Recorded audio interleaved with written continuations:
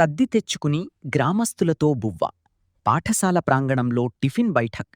చీపురు, క్లాత్, బకెట్తో సిద్ధం. రాజకీయాలకు అతీతంగా స్కూల్ శుభ్రత. గ్రామస్తులతో కలిసి అల్పాహారం చేసిన బండి సంజయ్. స్వచ్ఛ పాఠశాల కోసం కదిలిన కార్యకర్తలు. స్కూల్ క్లీన్కు కేంద్రమంత్రి పిలుపు. స్వచ్ఛ పాఠశాలకు శ్రీకారం చుట్టిన బండి సంజయ్. రేకొండ గ్రామ ఉన్నత పాఠశాలలో నిర్వహించిన టిఫిన్ బైఠక్లో గ్రామస్థులు, కార్యకర్తలతో కలిసి కేంద్రమంత్రి బండి సంజయ్ అల్పాహారం చేశారు. ఇంటినుంచి తెచ్చుకున్న టిఫిన్ను అందరితో పంచుకుంటూ పాఠశాల అభివృద్ధిపై చర్చించారు. ప్రభుత్వ పాఠశాలలను పరిశుభ్రంగా ఉంచడం అందరి బాధ్యత అని పేర్కొన్న బండి సంజయ్, రాజకీయాలకు అతీతంగా స్వచ్ఛ పాఠశాల కార్యక్రమంలో భాగస్వాములు కావాలని పిలుపునిచ్చారు. పాఠశాలలో డైనింగ్ సౌకర్యం లేదని ఉపాధ్యాయులు వివరించగా, విద్యార్థుల కోసం రూ.5 లక్షల సాయం ప్రకటించారు.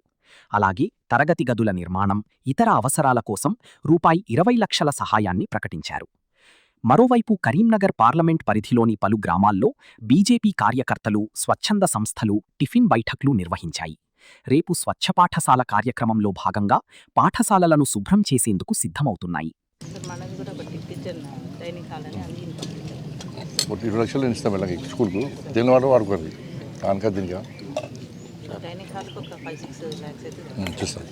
పిల్లలు ఇట్లా బయట వరండా ఆల్రెడీ మొత్తం అయిపోతుంది. గోడలైనా రేట్లు కూడా వేసారు. ఫ్లోరింగ్ అమరే చూడు 5 లక్షము డైనింగ్కి, 4 లక్షలు 5 లక్షలు అట. ఫస్ట్ 10 లక్షలు స్కూల్కి, 5 వైపులో కూడా మళ్ళీ నెక్స్ట్ మళ్ళీ ఇద్దాం.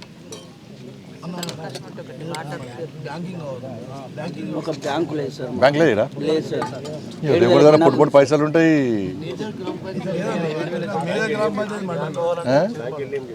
చెప్తుంది మస్తు పైసలు ఉంటాయి వీళ్ళ దగ్గర. ఫుల్ డిపాజిట్లు వస్తాయి. వాటర్ ప్లాంట్ ఇచ్చేస్తాడు. వాటర్ ప్లాంట్ చేసేది. వాటర్ ప్లాంట్ రాయి. జనాభా కూడా బాగానే ఉంది సార్. 6,800 ఉంది సార్. ఇంకో డైనింగ్ 5 లక్షల రూపాయలు ఇస్తాం.